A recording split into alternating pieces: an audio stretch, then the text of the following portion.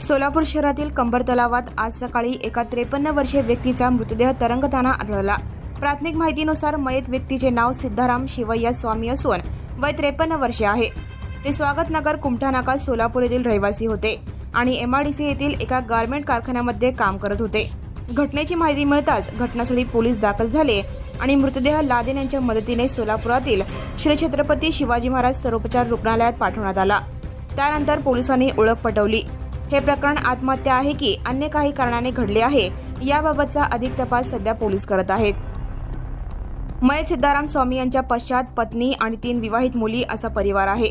ते सकाळी घरातून निघाले होते, मात्र अचानक या घटनेने कुटुंबावर दुःखाचा डोंगर कोसळला आहे। काल घरात एक कार्यक्रम होता आणि त्यात सर्व पाहुणे मंडळी आली होती, मात्र आज अशी धक्कादायक घटना घडल्याने नातेवाईकांमध्ये एकच खळबळ उडाली आहे। Right now and press the bell icon. Never miss an